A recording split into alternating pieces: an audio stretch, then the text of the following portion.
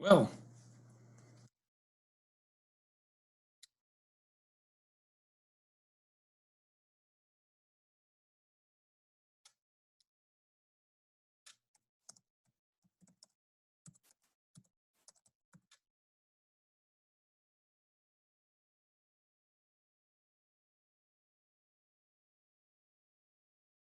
hello, everybody.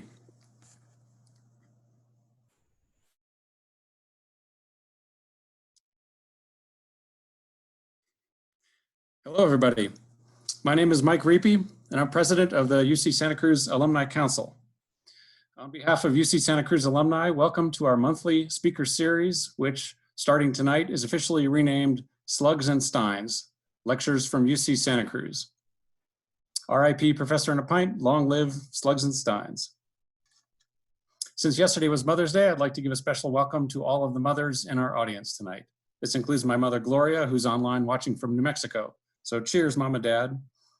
For those of you who are new, our Slugs and Steins lecture series engages a UCSC faculty member in discussions with you, the local community of Silicon Valley, and our extended community online, with a goal of making us all Renaissance men and women. We wanted to feel just like you're at UCSC sitting in a class, but with drinks. I'm Mike, and David, another volunteer organizer, is with me tonight. We're both UCSC alumni, and we spend our days in entrepreneurial companies, Silicon Valley style. We'd like to thank our usual host, San Jose's Forager Tasting Room and Eatery, for 2 years of their support. We wish we were there tonight. As with other restaurants and small businesses, they're really struggling. So if you feel so inclined, you can buy a gift certificate for the amount that you would have spent tonight, and you can use it as a future date. It would really help them out, and we'll send some instructions over our social media channels. So tonight, we raise a virtual Stein to PK Agarwal, the Dean of UCSC Extension in Silicon Valley, who will explore with us potential silver career linings of the current crisis. Dean Agarwal was the founding CEO and Dean of Northeastern University Silicon Valley. He has also served as CEO of TIE Global, a multinational nonprofit dedicated to the growth of entrepreneurship, and earlier served as the Chief Technology Officer for the state of California, appointed by Governor Schwarzenegger. He's known for, to quote a colleague, an uncanny ability to identify, assess, and integrate current and future IT trends, which he then translates into education strategy. We'll be taking your questions tonight via Zoom's Q&A box down on the bottom of your screen. And we're actually going to be breaking the talk up into multiple sections tonight. So, and in between each section, PK is going to be taking a few questions. So don't wait to submit your questions until the end. This talk is being recorded. In a few days, you'll be able to find it on the UCSC Arts and Lectures YouTube channel. We'll post a link to that in our social media channels and follow-up emails as well. So does everybody have their Stein, not pint? Great, I've got your professor. Welcome, Dean Agarwal.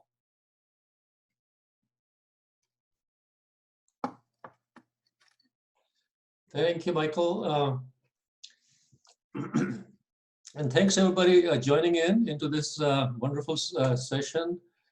In real life, we'll be at Forager, having a drink or two, toasting to each other, except that's the reality we live in. So I have a lot to ask for everyone in the audience. You know, in the real world, we talk to each other, we network, we toast each other. And in this virtual world, it's kind of difficult. So you're gonna have to work with me, and let's work together to sort of make this fun and entertaining. So one of the things that I want to start out by thanking our organizers, our chief slug, Mike Rippey and David Hansen. They are our leadership for the association. Now, again, in real world, we probably do a little applause and thank them. And certainly we also have Kara Snyder, Christine Kama, and Diana Hogue, who are a part of the UCSC administration supporting the association, UCSC campus supporting the organization. So again, same thing for them, some kind of virtual applause. So you figure it out. You know, you have the chat button, you got other options, and I don't know exactly, but this is the part we're gonna sort of work together. So my topic is, let me do a share screen here so we get to the topic. And it's emerging from the job market chaos, a more successful you.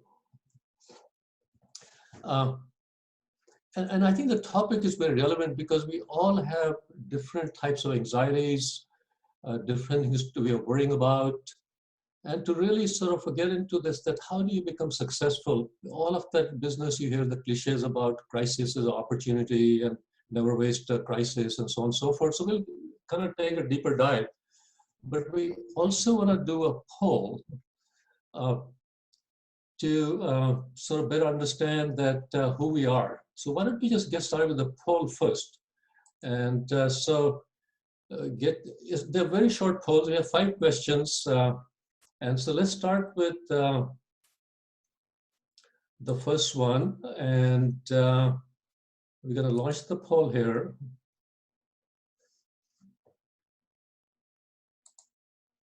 Okay, there you go. So you have the first polling question, which is how would you describe your employment status? And let's take 30 seconds. If I had music, I would play the music okay, let's give it 15 more seconds. Oh Lord, wow, this is a good group. We're getting some really, really good input here. Okay, so looks like everybody's got it in there. 5 more seconds, 5, 4, 3, 2, end of polling. Okay, share results. So what we're telling about ourselves is that 45% of us are comfortably employed, about a third are unemployed, 15% are feeling, about a sixth of us are feeling reduced salary or hours, and about a 6% are at risk. So that's good information to get a sense of. Okay, so that's the first poll. Could we start the second one? So there we go with the. Should I do relaunch? Okay, so second one is your industry or company likely to go through significant changes as a result of the pandemic?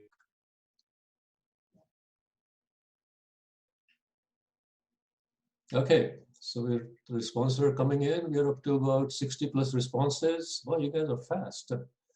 So we'll give it another 10 seconds here. Okay, so let's do the end of polling here. So 85% say yes. Oh my God, I mean, this is absolutely dramatic. And 4% feel that not a significant change. Or share results, so you see the results here. Okay, so we're gonna try the next polling question here. And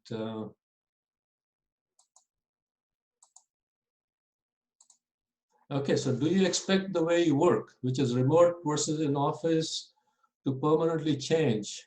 The question being, are we going back to business as usual, or has the life changed fundamentally forever?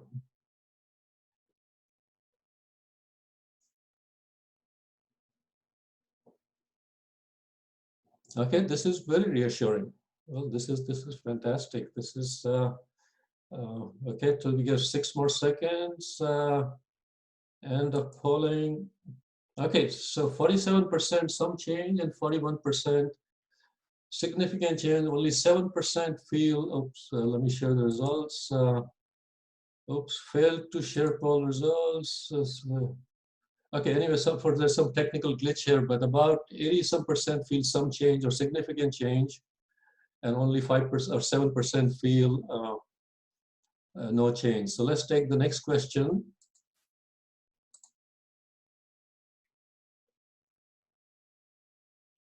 Okay, so we need the next one. Polling question 4. Okay. So this is a question to do with how long before you go back to business as usual, especially pumping the economy by eating out, vacationing. You just, how long are you going to really wait? You know, are you comfortable that once it opens up, you get there? Because this is a good sort of a sense of how long before things return to normal. So,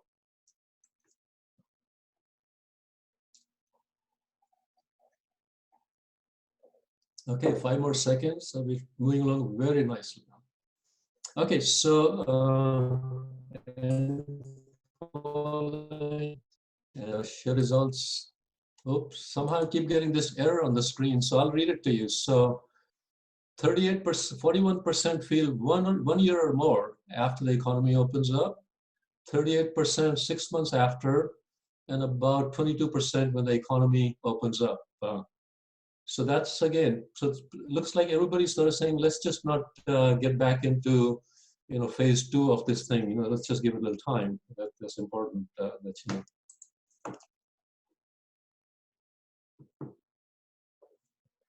Okay, so let's we share results, and then we have one more question. Let's get the final question.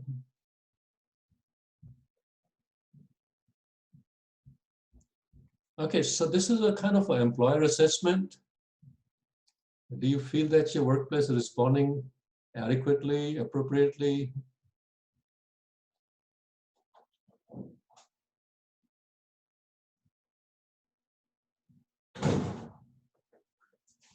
Okay, 5 more seconds on this one. We're getting great responses. Okay, so I'm going to end the poll. Share results. Okay, 72% feel that the employers are responding well. 9% no. This is very reassuring of the Silicon Valley. Great. So now we know who we are and how we are feeling about things. So let's jump into. We'll finish the poll part. By the way, I'm drinking the Lunette Pinot Noir from Trader Joe's. Very nice. Probably only like $8, $9, $10 or something. So highly recommend it. All right. I hope everybody has their glass of wine or their beer stein. Maybe I should start with sharing a little interesting anecdote with our research, actually a research study. So this is the way the study goes, is that the research found that the Japanese eat very little fat, but still they have fewer heart attacks than Americans and Canadians and the British. On the other hand, French eat a lot of fat, all the wonderful cheeses and everything else. And they have fewer heart attacks than the Brits and the Americans and the Canadians. Italians drink a lot of red wine, and they have a fewer heart attacks than the Brits and the Canadians. And you get the picture. On the other hand, Chinese drink very little red wine, and they have fewer heart attacks than who. So if you're analytically oriented like I am, and if you conclude from all this, the only inevitable conclusion is that it doesn't matter what you eat or drink, it's speaking English that kills you. Anyway, I know in the real life we might have some laughter, but that's the way life goes sometimes. So, well, it's kind of like if the tree fell in the forest and if nobody heard it, it's like if I told you a joke and nobody laughed or I didn't hear it, did I tell the joke? Oh, this is getting too funny. Okay, so let's move to the presentation part here. And let me go in the full screen here. Full screen mode. There you go. Okay, so here's another something my humor you with a quarantine humor. I know the Me Too movement launched the affirmative consent guidelines, and I guess there's a new consent thing which comes the 6 feet. So I thought you might enjoy that. So let me start with sharing a story with you, because these are times that everybody's feeling all sorts of different anxieties, and I think this I hopefully help things perspective. So it's from the Old Testament, King Solomon, Solomon about the baby and split the baby, and he wanted one of his ministers to find this mythical ring that makes listen, pay attention to this thing. It's a ring that makes happy people unhappy and unhappy people happy. And the minister searched and searched, and upon fear of death, he was returning the next day to fully expect to get killed because he couldn't find the ring. The grandfather stepped in and said, "Let me give you the ring." And the ring had inscribed the small 4 words on the ring. And the ring said, "This too shall pass." Think about it for a moment, that this is, everything is the impermanence of life. If you read about Buddhist philosophy or Hindu philosophy, it's the lesson in impermanence. So I think it's just a way, when we feel these anxieties, we need to really sort of keep that in mind.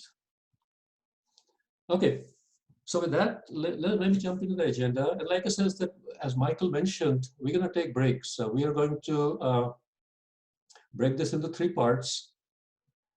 We all think there's some horrible things going on, but I don't know if you feel it's more horrible than it is going on. I think I'm going to give you in about 10 minutes or less a clear picture of what's the shape of the economy. And naturally, then we want to move into what are the big trends, what kind of things that are happening that you can expect. And then based on all those 2 things, we're going to talk about a more successful you. I mean, what kind of things, and that's kind of a little bit of a professional advice, personal coaching. And the nice part is that here's my basic premise, that whenever these kind of major crises take place, major disruptions, most people freeze. And this is really a wonderful opportunity for you to excel. And even to get to your A game, you don't have to try very hard because everybody else is frozen. And this is true for individuals, this is true for businesses. So that's kind of my basic premise. So, but like I said, we'll spend about 8-9 minutes on the first segment, and we'll take some Q&A. Michael and I are going to tag team on this thing, and David, and then we're getting into the shape of the future, and then we'll get into the professional advice as to how to excel at this thing. So you ready for this? And in between, please free to keep using the chat and all these buttons that you have. We'll keep monitoring these things. Okay, so here's the another piece of advice from Bill Gates, is that human nature is such that whenever we see crisis, we tend to overreact. Except in the process, we forget about the long term because nothing happens the next day. And so, crisis may or may not pass, but we get jaded and we get a little bit sedated about the whole thing. So I think the whole idea is to keep the eye on the long term as well.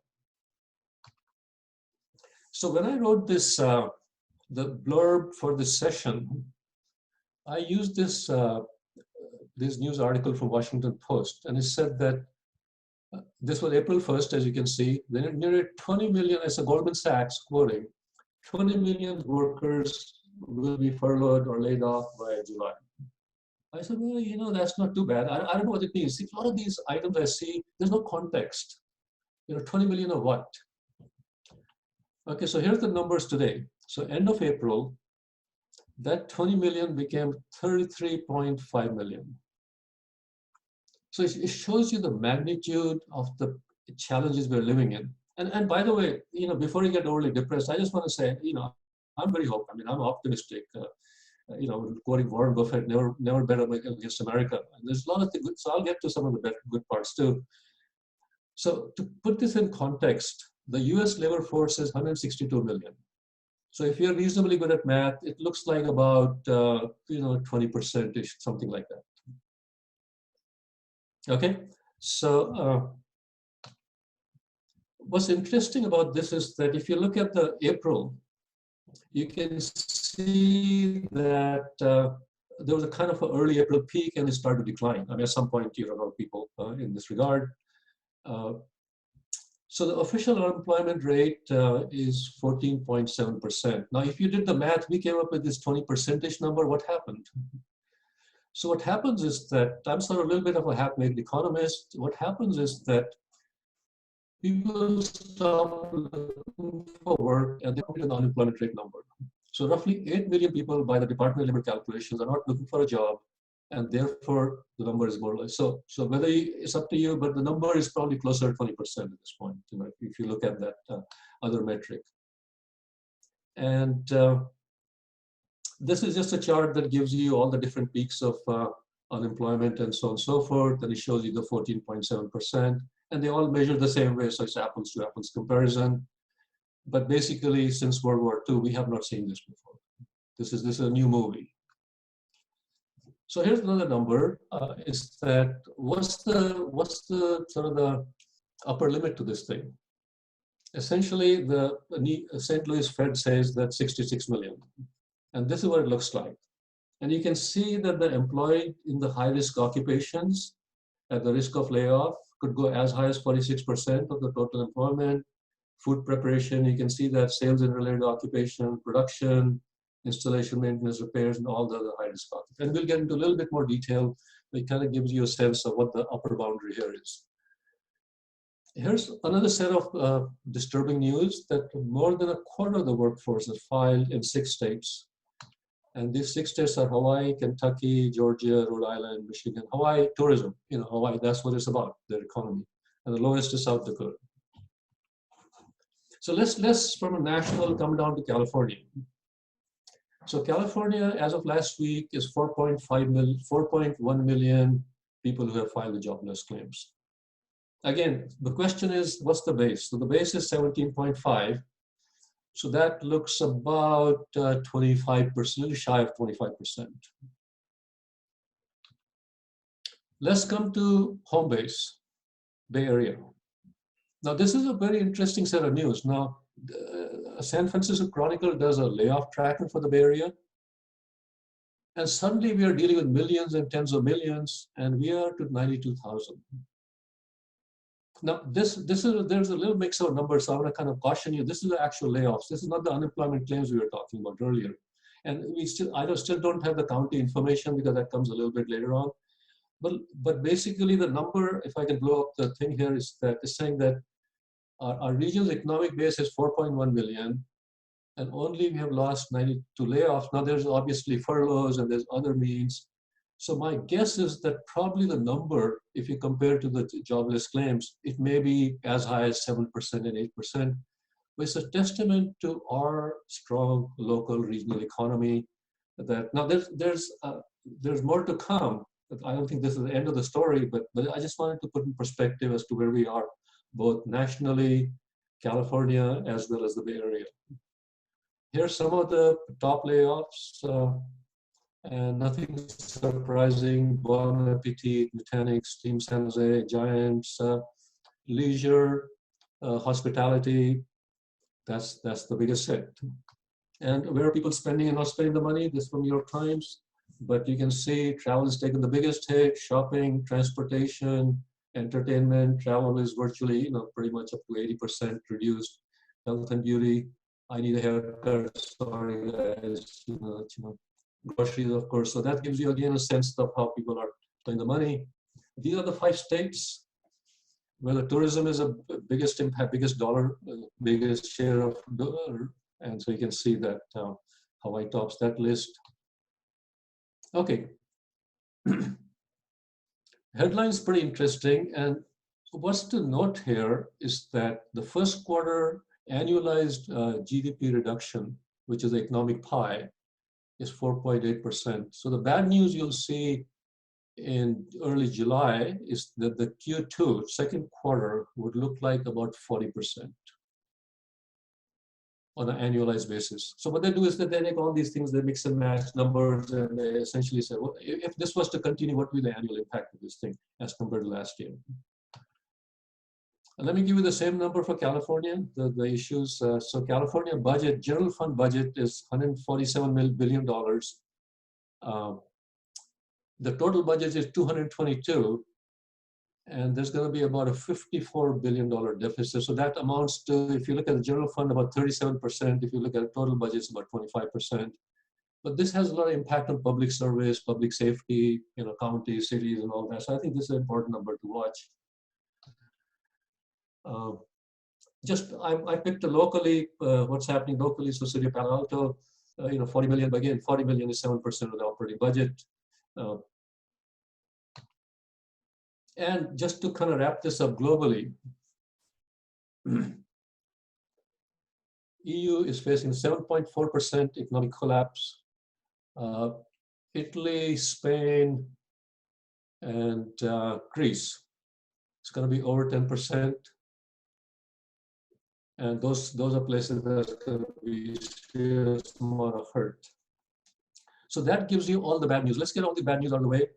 And at this point, I'm going to ask Mike if there's any questions, or if you have any questions. Let's take a few things, and before we start to look into the future.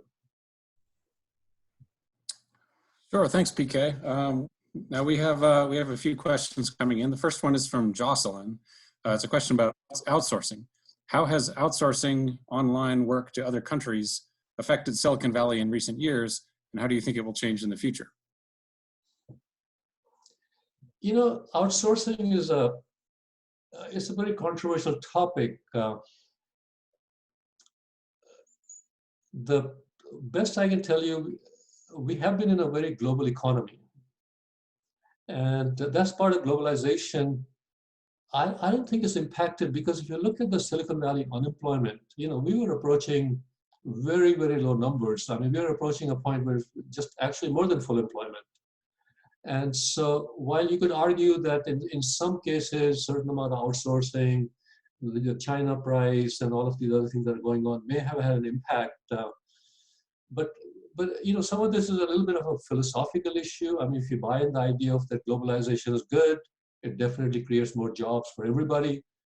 But if you take a more nationalistic view that globalization, you know, takes jobs away, and the truth lies somewhere in the middle. So I'm not giving a precise answer, but as far as Silicon Valley is concerned, I don't believe that in terms of the job market or the job conditions, it had an impact on as far as outsourcing is concerned. So the next question, this is David, and I'm going to bring you a question from Michael McKenna, but he first notes that there's a bit of echo from your speaker or microphone. So maybe you can think about that. But his question is about age groups. He says, I imagine most of those attending are under 30 years of age. The little we know about COVID-19 is the young and healthy are generally safe, but those over 50 have to be very careful. How does that affect their job opportunity? How do they become positive, or where do they hunt for work? You know, let's pause this question, because well, I mean, I realize that I think the question is that some people are more have some sort of natural resistance to this disease, while if you're over 50 or 65, 70, you're more at risk. I mean, that's fundamental. So in terms of your job market opportunities, where it is placed, well, certainly if you end up with a job that you work at home, let me kind of give you, I'm going to get into this later on, but 66% of the jobs in South Bay are work from home jobs that are adaptable to work from home.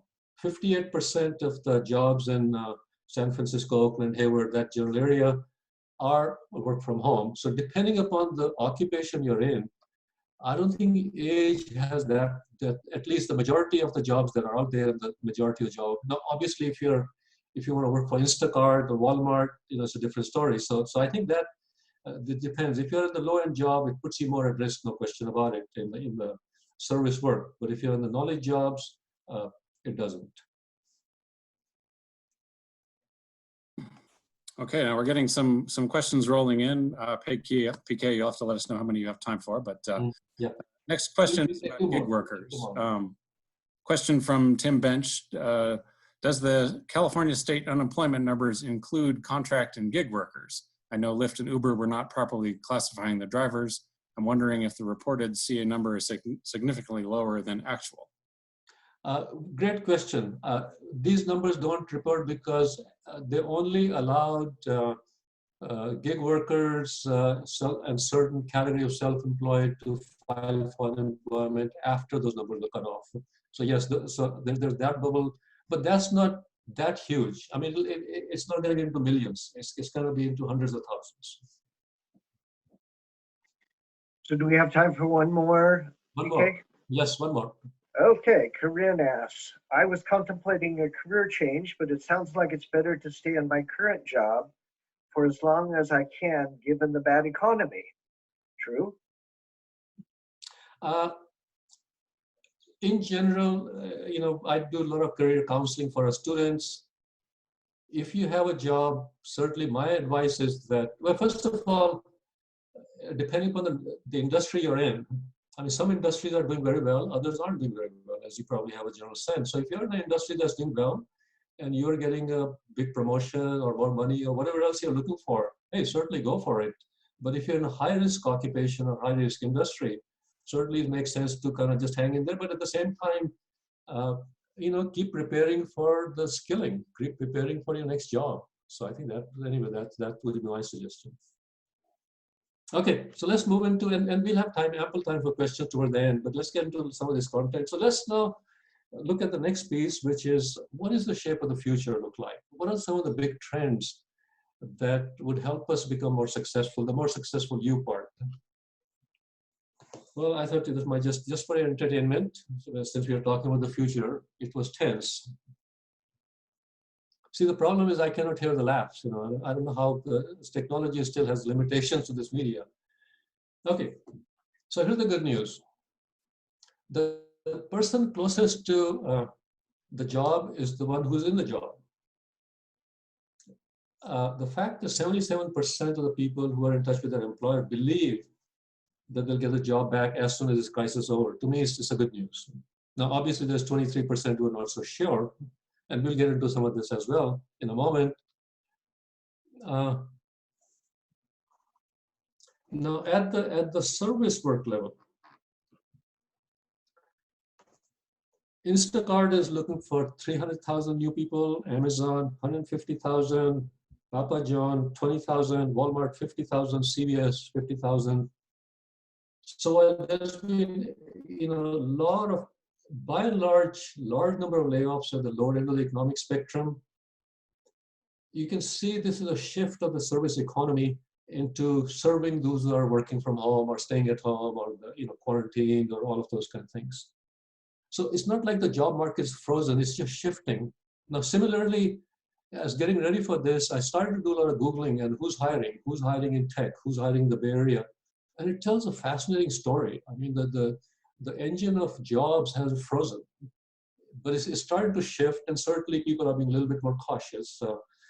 Just like my employer, they're saying, hey, let's be careful, let's not stop hiring, but let's do a little bit more control. So that's another sort of set of good news that a lot of people, particularly at the lower end of the spectrum, let's say if you are somebody who does the Uber or something, you make $100 a day. I mean, this is certainly an option here that you can look at. So here's some projections that to look at. So what's all this mean? As we look ahead. So I'm going to look at the second row. So you see, Q1 was 3.5. Actually, it turned out to be 4.8. Q2, the Congressional Budget Office projecting 40%, which is deadly. But then, if the assumption is that starting sometime end of May, June, July, we'll start to return to normal. People will start spending money. Some of these things come back to life. So you can see significant bump, 23%, and then we start some of that up in the year of 5.6%. And some timing is everything, but my sense is this is fairly reasonable. And 2021, we get on the growth. And most of the economists I've talked to and everything I've read is by 2022, we are returning to normal as far as the economy is concerned. But the news that I don't like is that, and this is sort of variable, if you look at the unemployment rate at the end of 2020, 11.4, and 2021, 10.1, is still by historic norms and all the things we have seen in the last 10 years. I would ideally like to see it around 5% or 4% and all that. So I think this is the exact point, is that as much as the economy is improving, people are going to spend money, we might have relapses and all that kind of stuff. But notwithstanding all that, if you go with this set of projections, job market is going to become a lot more competitive. And it's quite likely they're going to be working from home a lot longer. Like Google's already said that end of this year. So the third part is going to become much more critical. Also globally, here's some global forecasts. And on the global basis, again, they're saying global economy originally expected to increase by 3.3%, going to shrink by 3%. And in 2021, it starts to bump up. That's And finally, in terms of the underlying robustness of the economy, the housing prices, which is one of the indicators of the economy, they still look like it's going to be pretty strong.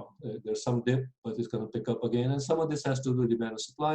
The other part that I don't like about this particular chart is that it's also the homeownership is at the higher end of the economic spectrum. So it's saying people who are middle class up, they're generally are doing well. Below the spectrum, it's a lot more challenges. Another thing, that big trend is that the most interesting, I'm not looking forward to this, the most interesting thing is that I had a chance to, over the last month, read the history of pandemics. If you just do Google and history of pandemics, you'll find articles of New Yorker, Atlantic, and so on and so forth. But every major pandemic, there's been social changes. As an example, when you had the Black Death, the bubonic plague back in 1300s onwards, essentially there was a lot of deaths. I mean, a lot of people died, and the example is of Italy. In northern Italy, the landowners decided to give incentives for people to work and raise the wages. And consequently, the middle class evolved in northern Italy. Now, in southern Italy, they decided to go more colonial route and put them in bondage and all of those kind of things. So they're forced to work for very low wages. And you can see 650 years later, northern Italy is still more prosperous than southern Italy.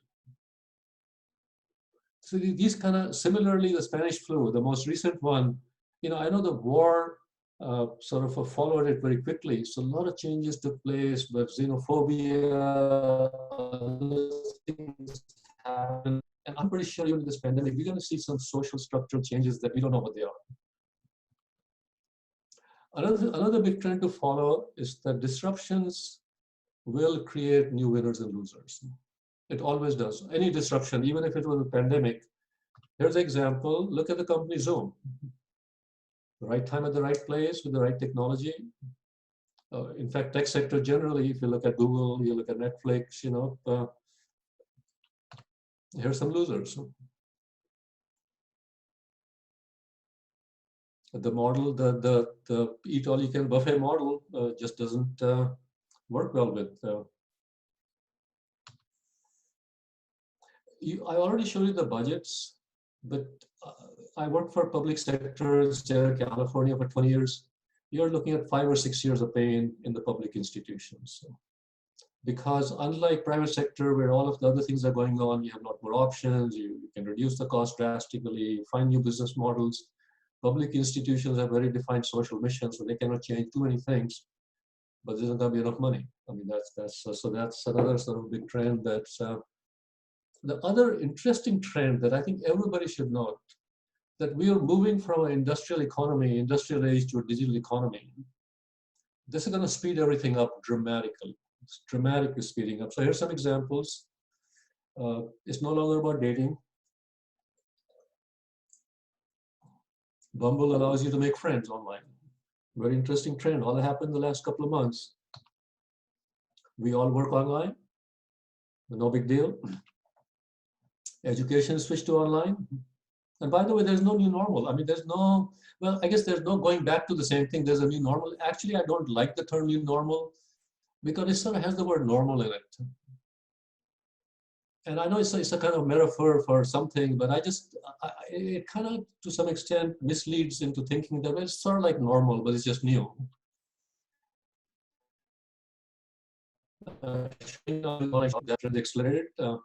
I can fully foresee that big stores, already Neiman Marcus is going out of business. A lot of other big retails are troubling, but retail stores will be smaller. They're going to become a little bit warehousey for delivery. It just makes sense. Adventure. I mean, if you look at Airbnb, they're offering the online adventure. You can taste wines with a sommelier. You can have an interior design workshop, and some of these are, while certainly a way to keep things going while we are remote, but these are also structural changes that are just creating a new economy, which is acceleration of digital. Fitness. I mean, Peloton's story is that people sort of are foreseeable for, like, our survey said that a majority will wait for 1 year. we're going to get unused to the idea of going to the gym. And once your culture and behavior changes, it's a different world. And by the way, this was going to be my topic. Actually, we switched to this other one. Originally, we had talked about this, but in the background, all of the stuff to do with AI and robotics and those kind of things is happening. It's happening faster, actually. As I talk to my friends, so there are a lot of labor shortages in farms. They're looking for robotics to fill the gap. And so I think there's this other threat that's coming along that, the numbers all over the map, but if you just generally follow that by 2030, something or other, about a third of the jobs are impacted. So again, looking at your future and a more successful you have to also ask this fundamental question. Can I tell somebody what my job is? Which means, is it predictable? And is it repeatable? That is, happen enough times that's worth it for somebody to apply AI or robotics to it, then you're at risk. If your job is into the creative realm or higher level knowledge job, not to worry about it. And I think also in this, it plays out that education level is going to make a difference. Because generally, to me, the master degrees are going to become or masters are equivalent, or some advanced certificates will become the new norm, because that implies that you have the higher level of cognitive skills. Another big trend, now I know a lot of offices already start to put plastic barriers to provide the social distance, but assuming for a moment that until, let's just say, next summer, till we have the herd immunity, there's going to be only a limited number of people going to work. We have learned already how to work remotely. I mean, there's no issue here anymore. And a lot of companies are starting to talk about, what? Maybe they don't need as much office space because people are equally productive. The fear of not being able to collaborate and be creative is going away. And if you're going to do this, anything you do for a year or two, it becomes habit. In fact, one of the most interesting scenarios I heard, what about all these major companies who are building these mega campuses? What if they were to convert part of it into housing? And essentially, yeah, you want group work, you can walk across the street to the conference room, but then you go back into your apartment and work from there. So even to me, there are significant implications to the housing crisis they were facing. If the conversation is starting, I'm sure people are starting to think about it, that we're going to reduce the office space requirement. Maybe let's talk about how we put the productive use.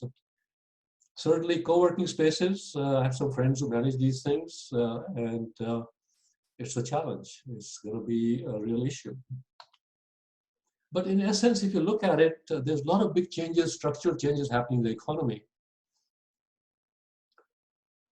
But for the foreseeable future, this is a cover from The Economist, and it kind of resonated with me that we're going to be in a 90% economy for a couple of years. So before we move to the next segment, there's one more. This is a really important one for me. We already know income inequality has been a big issue. We've been talking about universal basic income and things like that. Unfortunately, it's going to worse because who's getting impacted? Who's losing their assets? And so here's a chart that shows that for the top 1% of income earners, the income is 20-some percent, is get to the same age of the Gilded Age, the Great Gatsby.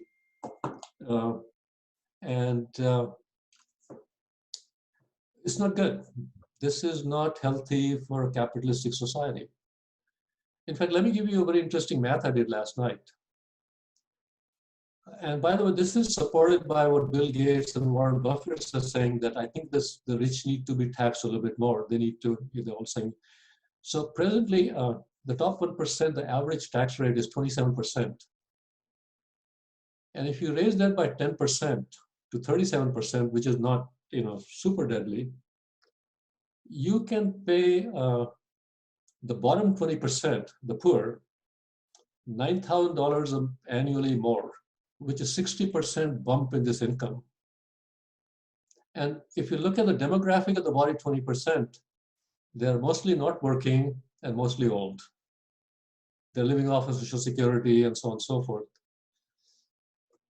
I'm not getting into tax policy and the politics of this, but I just want you to put in perspective that when we talk about these kind of things, what's this mean? Now, if you take the top 5% and do the same thing, that the money that was generated by tax, and they only pay, top 5% pay average of 23% tax. If you put it to 33%, you can take the top 20% and you can more than double their income and get them out of the poverty. Okay, so that's the shape of the future. It gives you a sense of what's happening, what's good, what's bad. We're going to get into the personal part, but let's take a few questions here. So back to you, Michael. Okay, thanks, PK. We've got a few questions. The first one here is from one of our in-person regulars, David Cohen. Hi, David. How would you adjust the reported layoff numbers to reflect the typically unreported self-employed and employees of smaller businesses? Could this explain the discrepancy between the applications for unemployment and the layoff numbers from one of your earlier slides, I think? Yep, I agree. Those those numbers that you're seeing are underreported, no question. I mean, if you count all those people who are sorely hurt. But again, you have the Paycheck Protection Program for small businesses that's keeping a lot of people employed. There's other loan provisions for small businesses. So there's a lot of other things that are happening at the Federal Reserve level, at the Federal Administration level, that's sort of keeping those people. But unquestionably, I agree with the statement that there's going to be undercounting.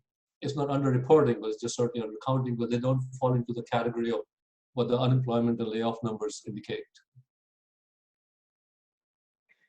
So another question on economic implications before we go to some closer to home for you, actually.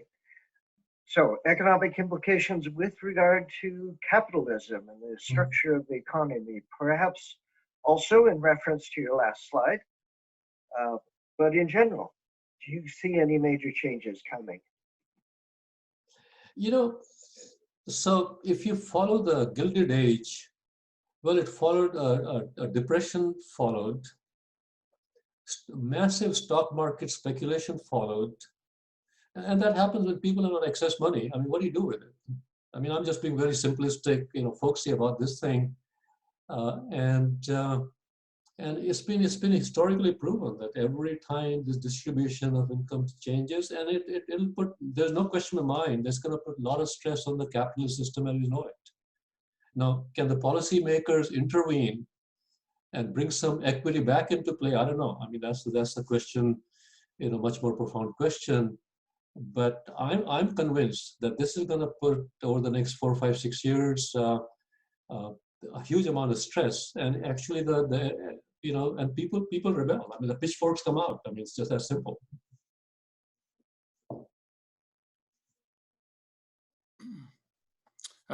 Next question, this is right up your alley, PK, from David Backnia. How strong is the impact of the pandemic on training and education?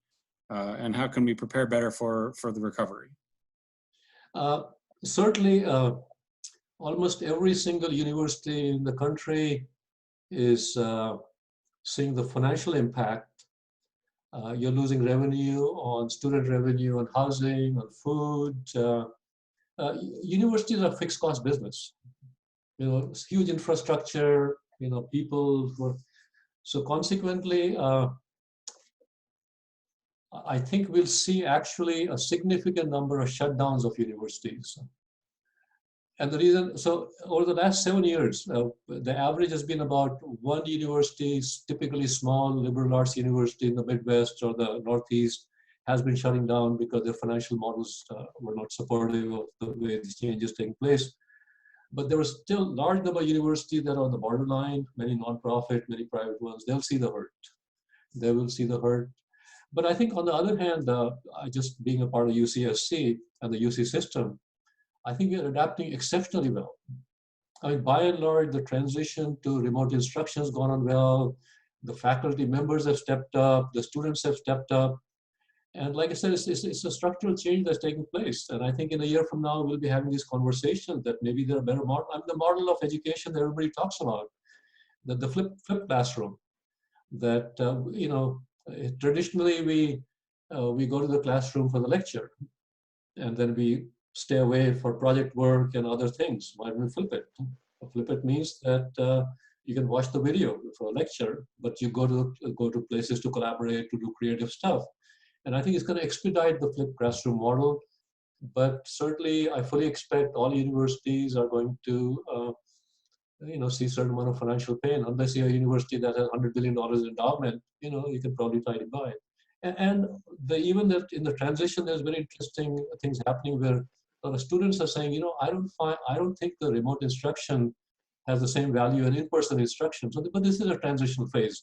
I think we have to adapt the quality of instruction, and people get used to it. But you may have read about that. There's several class action lawsuits against UC about saying they want money back or something. So, but clearly, huge impact. I think from an extension standpoint, which is what I run, typically in downturn, a lot of people finally start to ask the question, I think I should worry about my skills. I should upskill myself for my next job or even be more secure in this job. So I think the professional education definitely picks up. There's no question about that. Okay, one more question, then we move on to the next phase. Okay, this is based on your last statistics about working from home. 66% in South Bay are adaptable to WFH. What is the definition of being adaptable? Is that the same as being a knowledge worker? Yeah, fundamentally, it means that, let's say you're in construction work, you cannot work from home. So it's essentially what it means that, that you're a knowledge worker and you collaborate remotely with other people, and there's no need for you. There's no physical infrastructure or physical artifact that you need that's in some place like a restaurant or something where you need to go to do your job. You can do it remotely. Yeah, it's a knowledge work, basically. Okay, with that, let's move into the centerpiece of this thing. So everything I'm going to tell you, I'm sure you heard before, but I hope through the process, but everything is amplified. All of these things we talked about take on a different meaning. So I'm hoping that in the end, you'll take away at least one thing. And in fact, as part of us just working together on this thing, use the chat feature or send me an email, send Mike or David, somebody an email, but love to hear back from you as to your thoughts, and because that to me is the reward of being a speaker, as to getting some, in real life we can get instant input from people talking. So I have about 10 different areas, and we're going to go through 2 or 3 at a time, and then I'll pause. But this is just good professional advice for everybody. So first, if it doesn't kill you, it'll make you stronger. So just kind of keep that in mind. In the midst of crisis opportunity, you know that. So I think the first thing is to reflect upon is the spiritual part of things. This is a perfect time to ask the question, why am I here? Why am I here on this earth, planet Earth? Is it here to just consume and acquire? Or there's something more, the reason to survive, it's the reason to exist? And I don't think you have to save the world. It could be just as well that, everybody has it. I'm sure everybody in this call has that in their heart. Let's ask the question to reinforce that, saying, I exist to take care of my elderly grandmother. Or I really want to, it's about the family. Or I want to help one person. In fact, let me share a story that really always speaks to me. And some of you have heard it. It's about a little boy standing at the beach. And a man is walking towards the boy. And he sees that the boy bends down, picks up something from the beach, and throws it into the ocean. One more, pick it up, throw it to the ocean. As the man got closer, he noticed that there's tens of thousands of starfish that have been beached. And the boy is picking one at a time and throwing them into the ocean. So the man told the boy, he said, look, there's so many of them. What difference are you going to make? And the boy picked up a starfish, threw it into the ocean, and said, look, I made a difference with that one. To me, that's purpose, so I'm not going to spend a lot of time, but do ask this question because, we have all sort of anxieties. Purpose gives you a reason to live. And like I said earlier about the ring, this too shall pass, but you're going to become stronger if you reunite with your purpose. I mean, a good example is look at the healthcare profession I picked up from my friends in India. In some ways challenging religion.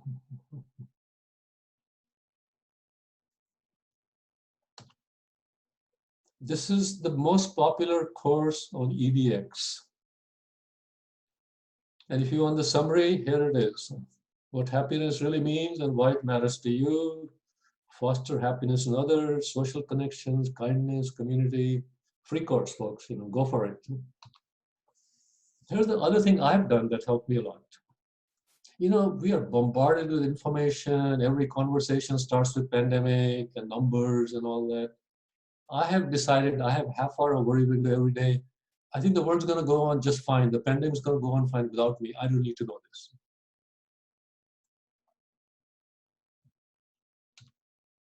Stay healthy. Don't fall for COVID-15. So here's a good one. Now you're a television broadcaster or a movie star, really. Even if, while we're casual and you're working from a backyard and you have these cute images in the background, dress for success. I don't mean physically dress, but is your brand appearance online conducive to what you do? So first of all, let me just throw in my bias. I know a lot of people I've seen on the screens, they have their avatars or cutesy backgrounds. By the way, backgrounds are passé now. I mean, they were popular because of cute things, a little technological gimmick. Backgrounds are distorted. I mean, they're very distracting. Because background is image processing. They're taking your image and it's like a green screen stuff. But the problem is that you see their hair's blowing away and they have a hole in the ear and their right shoulder disappeared. If I'm seeing my doctor online, do I want to see Golden Gate Bridge? No, I want to see their office. I want to see looks like it should instill some confidence. And similarly, the other thing I'm noticing is that what happens is that when we are in online meetings, people become very pensive. They sort of fall into line the hierarchy. Everybody's on audio mute, or the moderator has the audio mute. So there's no engagement. This is an opportunity to excel. Hey, bring interesting, positive, upbeat item and just kind of throw it out there for people to cheer on. I mean, I've been trying some meetings myself, and it's just, find a little humor or something and create some engagement, just like it used to be in-person meetings. So these are opportunities. Stop multitasking. If you're attending a meeting, bring value. And by values, that means stop multitasking. And also, of course, the medium definitely asks for brevity. In fact, this is one of my very successful team members. The problem is that because of especially desktops and laptops, you never see you're looking at each other. Now, Umair here, he has his iPhone on one side of the monitor. And so it's a very, very good pose. And iPhones or mobile phones of all kinds have wonderful cameras, good audio quality. And so without even have to worry about it, I've been trying to rearrange my office so I have a little bit better background, like bookshelf and all that, and just haven't got around to it. But really, subliminally, otherwise, subconsciously, you build trust. I mean, look at the toy images, so that's sort of an age-old thing. That what's your brand image? Let me do this. Before I get to that, we covered 3 or 4 topics, and we're doing just fine on time. Take a couple of questions if you have any of these topics we've talked about so far.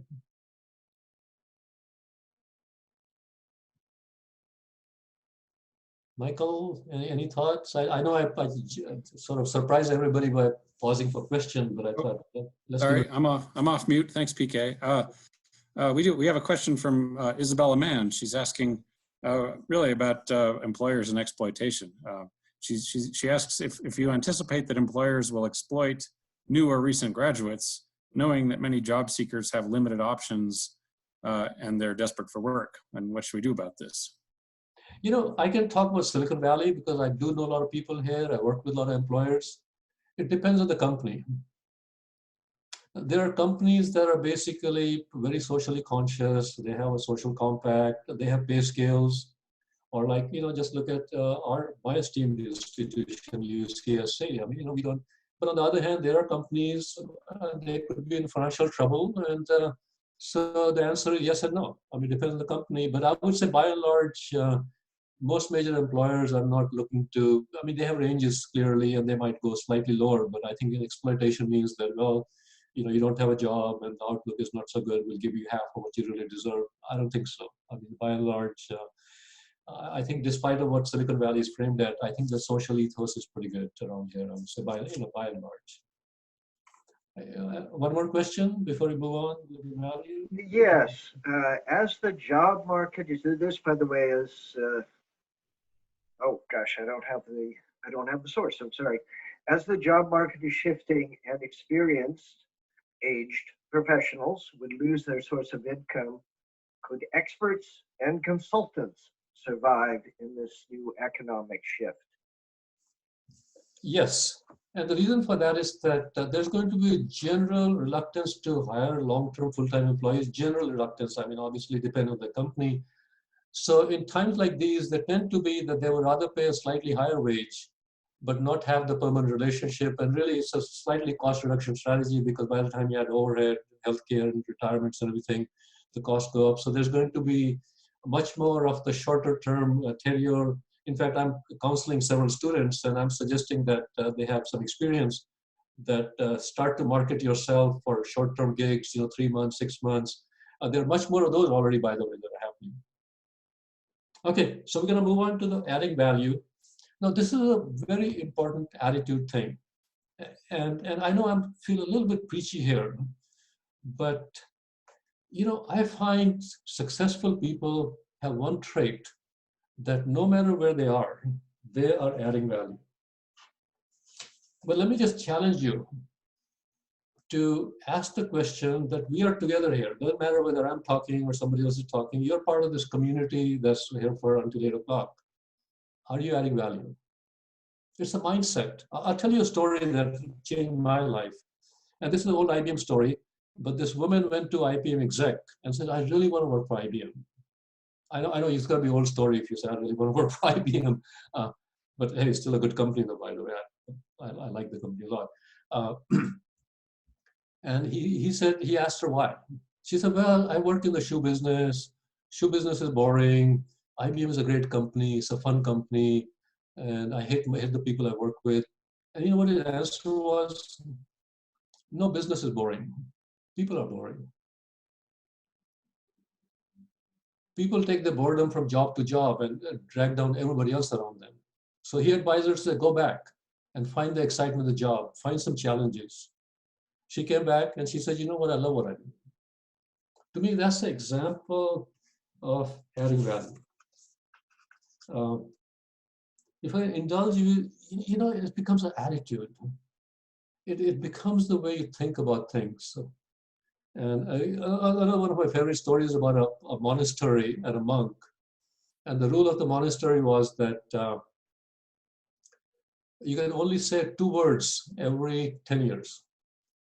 So a young monk comes into the monastery, they shave his head, give him the blanket, say, hey, there's your room, go prosper. 10 years go by, the head monk called the junior monk and said, you got 2 words. He said, bed, heart, bed, sleeping bed, heart.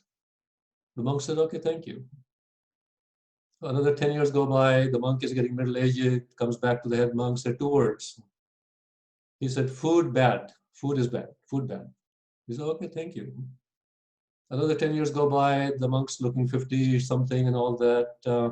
The head monk calls him and says 2 words. He said, what? He said, I quit. The head monk says, look, you might as well, all you do is bitch, bitch, bitch. So think about it for a moment, you may have done the most fantastic job, but even simple things, so be on the A game requires to have that attitude that no matter what you are, adding value. And a side, sort of a note to this thing is that there's lots of books out there, but I'm constantly asking this question of myself, what is my likability index? When I come across people, when I talk to them for the first time, second time, do they like me? And liking is not about being clever. Liking is not about being knowledgeable. Liking is not about any of those things you think, not impressing people or how big shot you are. Liking is about listening, liking about caring, liking is about remembering. So fundamental human skills, but these all add value.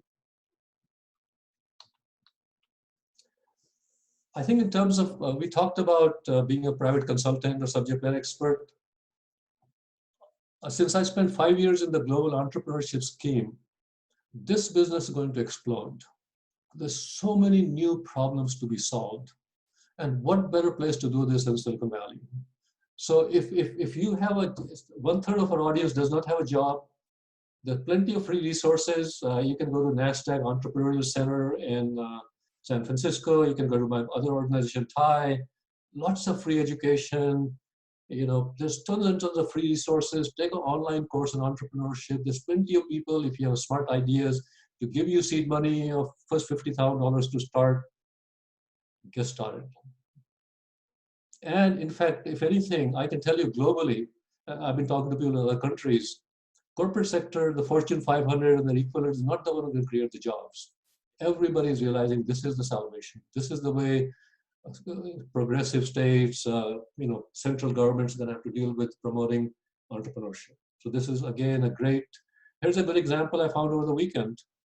Many of you are looking. So somebody said, you know what? There's a lot of barbers who are not, or hairstylists who are not working. Why don't we connect online with people who need a haircut? Talk about digitization. You know, obviously this means your friend or your spouse or your kid, somebody is there, but it's doing very well. It's doing fantastically well. So example of, you know, why wait for entrepreneurship really that simple. If you're sensing there's a problem out there, you're feeling, find a clever solution, find a way to monetize. Close to my heart, lifelong learning. I cannot tell you, it's not a business thing, but the world's going to change. Ask the question, is my job predictable and repeatable? If it is, it's better do something about upskilling yourself. And I think this thing's going to go on. So unless you're 50-something and retiring in 2 or 3 years and you have a secure job, yes. But otherwise, come see us as UCSC Extension. We're in Silicon Valley, high quality, reasonable prices. I think this also, managing upwards or managing a boss, takes on a new dimension. Because it used to be that you run to your boss in the hallway. Now everything is a half-hour Zoom meeting. So you have to take the responsibility of the person who's going to promote you, the person who's going to look after you. You have to remind them the world has become remote, and to some extent, out of sight, out of mind. So I think try to find your creative ways to see. I'm telling you stuff. I suspect you've heard this before, but these things in the remote world, they take on a new dimension. I think I talked a little bit about this. Words matter, but this is from the music the band Civil War. Your mouth is poison, your mouth is wine. I live and die by this quote. I think it goes back to the Chinese philosopher Lao Tzu.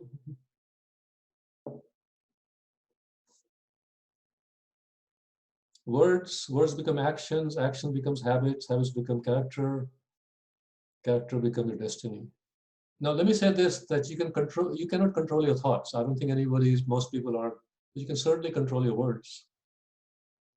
Okay, enough of that. I feel like a preacher here now on Sunday morning, so I'll get past this thing. This is another thing that's going to happen as the part of the new world that you're moving into, is that there's going to be a lot of ambiguity.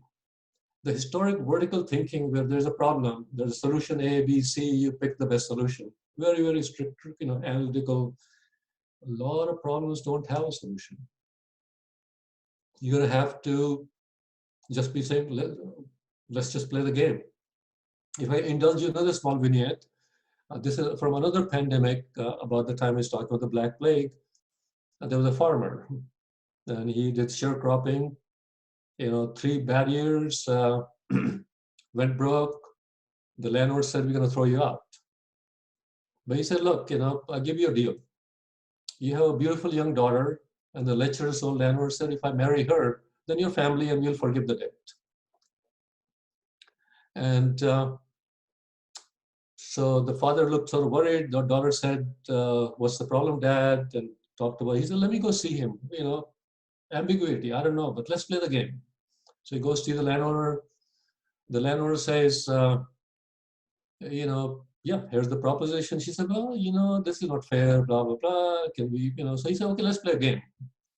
See that big pile of pebbles? We'll pick 2 pebbles and we'll pick a red one. We'll pick a black one and a white one and put them in this pouch, the letter pouch.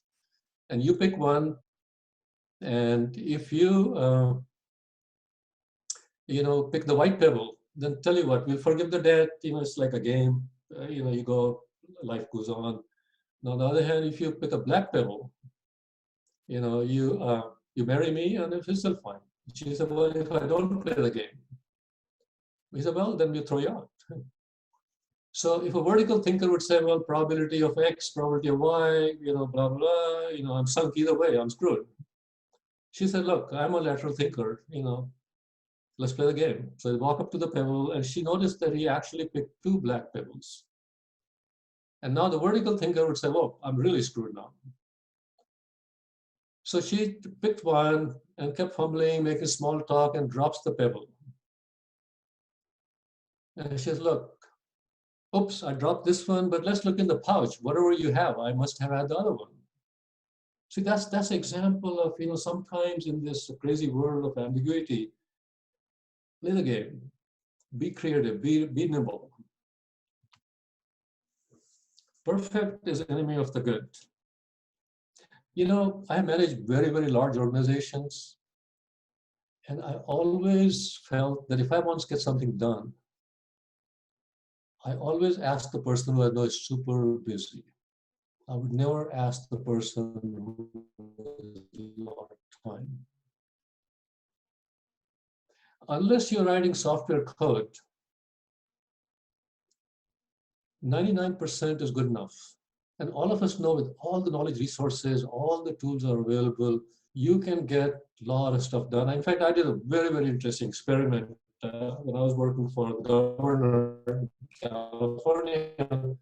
You get a request from time to time of saying this needs to be done by Monday or Friday afternoon, they're telling you. And with the libraries.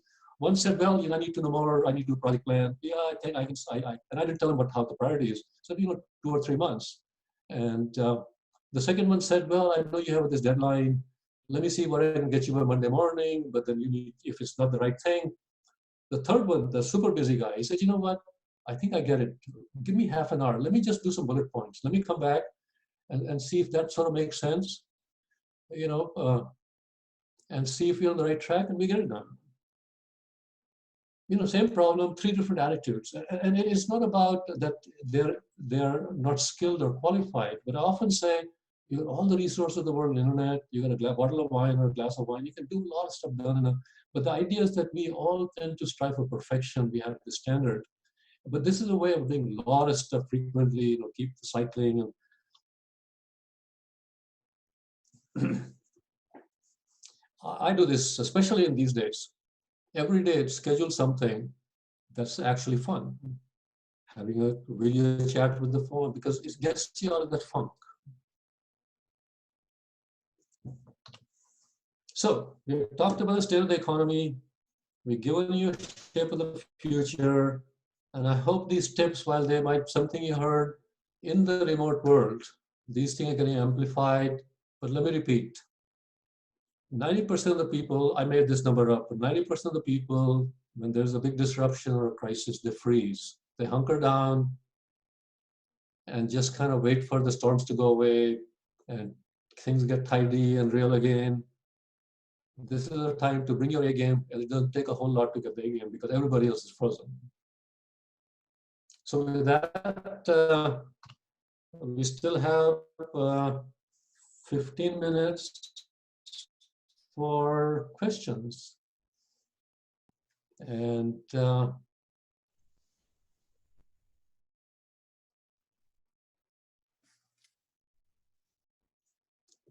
let me take a sip of my wonderful wine here while people are thinking of questions. And then, by the way, while we're waiting for questions, let me again repeat.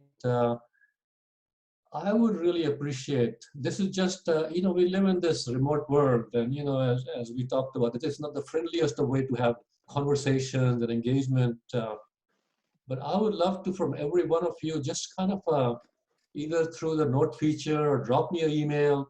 My email is my last name, Agarwal @ucsc.edu. What's your one big takeaway? It's just to me gratification that there's something that we had this exchange, and something that helped you in some shape or form, or gave you a new idea, or change something the way you do. Anyway, back to you, Mike. Good. Yeah, thanks, PK. We've got about 15 minutes, so send in your questions now. Next one we have is from Jocelyn. She asks, we're seeing now that many jobs can be done completely online. Do you anticipate Silicon Valley companies keeping their people in California? If they keep more workers out of state, do you think it will be scattered individuals, or could a new hub be born in another part of the US? And if so, where do you think it would be? I've been thinking about this question. I've been asking companies. First of all, it's all too soon, and we don't know what the new normal looks like. But certainly the CFOs of the companies are going to say, you know what, if we've learned to be remote and we have too much office space, let's think about doing something that's, just financially makes sense. And also socially, the traffic, everything else. My guess is that not many companies, especially the growing companies, will take up that idea. And the reason that the Silicon Valley is an ecosystem. And as much as we learn to work from home, but in the startup world, more deals get made in the pubs. Same people here are competing with same company. You meet your friends after hours. And I think that world's going to come back. I don't think we're going to socialize or we're going to network purely online. So I think there may be companies who are strictly in a production work, like Tesla is talking about. There will be Fremont, they might feel differently, but by and large, I think that the heartbeat of Silicon Valley, the kind of companies that make Silicon Valley what it is, I don't think so. So we have two semi-related, two different industries, and the question is how post-COVID this will impact them. One, this is from Jelaine, what happens to lab science that requires expensive equipment in the post-COVID world? It's knowledge work that does not lend itself well to remote working models. The second is about the beginning of the Silicon Valley. So the silicon chip industry, where do you think will happen to it post-COVID? David, you broke up a little bit for the last part of the question.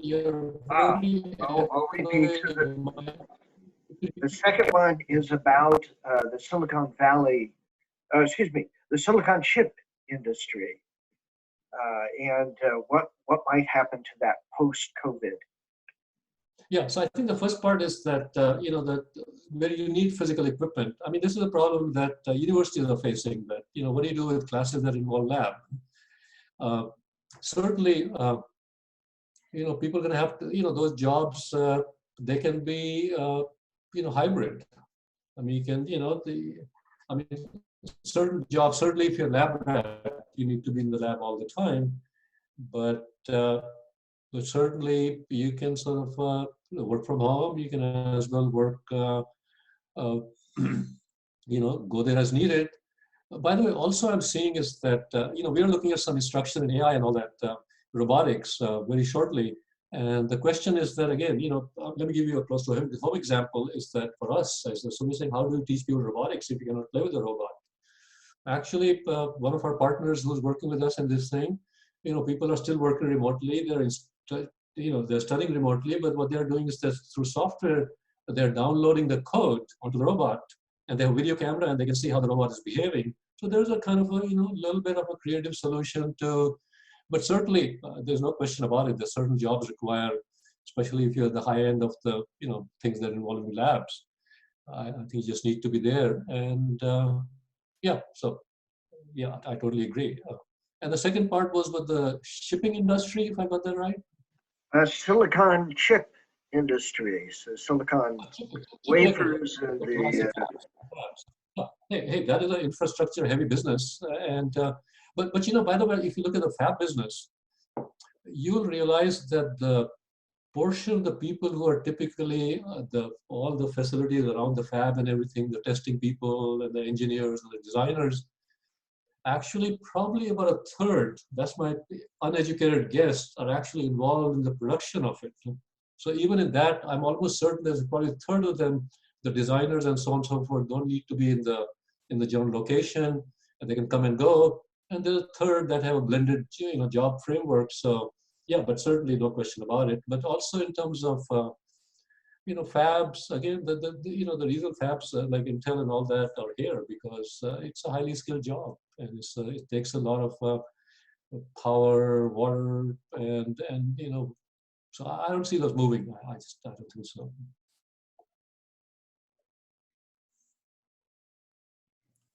Okay, we've got a great question from JC. We'll switch a little bit from current careers to future careers. This is a question about if you were advising a high school grad who's planning on starting his freshman year in the fall, would you recommend that they take a gap year, since it's highly unlikely, or it's highly likely that online college will be happening at least through the end of the year? Yeah, so if a high school student had the option, see, the challenge is that, I mean, gap year is a great idea, but you know, what are you going to do for the gap year? I mean, so it's a question of what are the choices in the matter. And you take a gap, you know, historically people went abroad and, you know, broadened their scope of knowledge, or they went some social work, they did volunteer work, Teach for America. There's all kinds of options like that. But the problem is that the gap year options don't exist in this world. The same reasons that the college may be online, you know, exist other ways. So I think personally, I know a couple of my friends have asked me this question also, and I'm saying, you know, yeah, unless you have some really creative ideas, you want to write you know, you just want to do things that you want to, you know, write a book or something, which typically is not the high school thing. So, you know, at this point, to some extent, it's just, you know, choosing the lesser of two evils. I mean, that's what it gets down to. So I'm going to hop ahead a few decades in careers to Karesha Durham's questions. What advice can you give an energetic 51-year-old person trying to start out a totally new career during this crisis? In fact, there's no better time to start a new career because there's going to be a lot of new opportunities. By the way, on the opportunity front, it depends what your background is, but certainly, you know, tech is going to be hot and heavy for at least another 10, 15, 20 years for sure. There's lots and lots of boot camps actually that are geared towards taking people who are non-tech and skilling them into the tech business. And I think that, you know, there may be a year and a half of this thing, but tech's going to be still in short supply. I mean, I don't think the demand from the tech industry is going to change that much. But even talking about transitions, one of the things I would encourage you, if you're in the job market, Google 10 jobs that didn't exist 10 years ago. I mean, I look at these job market statistics all the time. There are lots and lots of jobs that are really like, I get asked this probably the most common is that, okay, so autonomous vehicles are going to get truck drivers obsolete, let's just say 10 years. So what will a truck driver do? You know, one of the fastest growing occupations is a drone operator. I think truck drivers can reskill themselves to become a drone operator. Another very fast growing operator, genetic counselor. If you have a bachelor's degree, you know, you take a few courses. So if you look at where the job growth is, there's a lot of jobs that are going away, but there's a lot of new job categories that are coming in place that don't require, depending on where you are, you can find one that you can skill yourself into those areas, and they're high demand. I'm not talking about where you're competing with a 20-something, 20-year-old.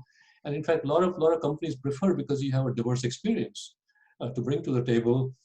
And by the way, sometimes people kind of play this game saying, well, I'm already 50, and you know, a slightly gender-dated sort of a thing. But the story I heard I really like is that this woman wanted to go back to college and get a college degree. And the husband was a kind of an old traditional macho guy. He said, look, honey, you're already 55. I mean, what's the point? And she said, look, I'm going to be 55 anyway. so I mean, unless you're going to pasture, but I'm very bullish on the fact that anybody who wants to put a little bit of effort on saying, okay, so here I am, either I don't have a job or my current job's at risk. What's my pathway to a successful, happy future? There are lots and lots of choices. Okay, I think we have time for one last one, and it's a big one. Throws a little curveball of uncertainty. This is from Peter Schubert. What happens if the pandemic continues for a year? What happens if there's a phase 1 and phase 2 of pandemic? I don't have a good question for it. I mean, I think everybody has their guess, but certainly the longer it goes on, the more the economic damage. I mean, that's just, and certainly, just even on a side note, I can tell you that it is only in the US we have the luxury of printing money because it's the reserve currency.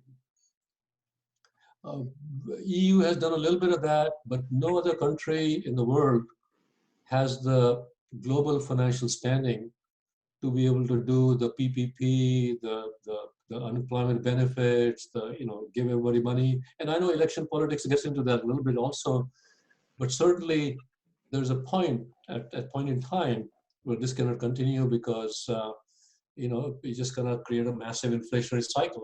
But for right now, I think it's a smart thing to do. It's the right thing to do, and only U.S. could do it because of being the reserve currency. And that's one of the reasons, by the way, the U.S. stock market is doing so well, is that a lot of money flows and everything else. And people are generally optimistic that this will come under control. But if it goes on, let's just say that we get 2 or 3 relapses of this thing. I mean, back to the numbers. I mean, again, on one hand, demand drops, but depends on the industry. I mean, even right now, healthcare industry has got some problems because a lot of outpatient has stopped, emergency room visits have stopped. But certainly tech industry, which is Silicon Valley. So I think you'll see much more regional impact. Certainly it's going to be different countries, different states are going to have different. And at some point, the capacity of government to be able to either borrow money or print money is going to stop. And we'll see a depression-like economics. I mean, that's the unfortunate challenge of this going on for too long. Okay, that was a bit of a down note. Well, thank you all for coming tonight, and certainly thank you, Dean Agarwal, for joining us for this evening. A wonderful, wonderful talk. Thank you. Now, note this talk has been recorded, and as mentioned earlier, it will be recorded. It will be made available on the UC Santa Cruz Arts and Lectures YouTube channel. Please send your comments in the Q&A section at the bottom here to Dean Agarwal. So we'll take that with you, and he'll also accept emails. So note that UCSC's Giving Day has been canceled for this year, and instead we have students who are critically in need of support for food and housing due to COVID-19. UCSC is fundraising for a COVID slug support campaign. So please contribute to this fund, and a URL will be coming to you, or you'll find it on our social networks, Meetup and Facebook. So another big round of applause here. I don't know how we do that, but keep that Q&A section going. For our next event, that'll be on Monday, June 8th, we're actually going to pull once again from UCSC Santa Clara's campus. Michael John, Associate Teaching Professor of Computational Media at UC Santa Cruz and Program Director of the Games and Playable Media Masters of Science degree program, will be speaking about the theme being, there are no single player video games. He'll discuss how video game playing has never really been a solitary endeavor, but has generated and relied on communities. Further, he'll describe how some decisions that seemed inconsequential 20 years ago have been pivotal to today's gaming world. Prior to his academic position at UCSC, Michael worked in the commercial video games industry for more than 20 years with companies such as Electronic Arts, Sony, and others, as well as in nonprofit educational games field as a co-founder of Glass Lab. So please join us. And once again, thank you for joining us this evening.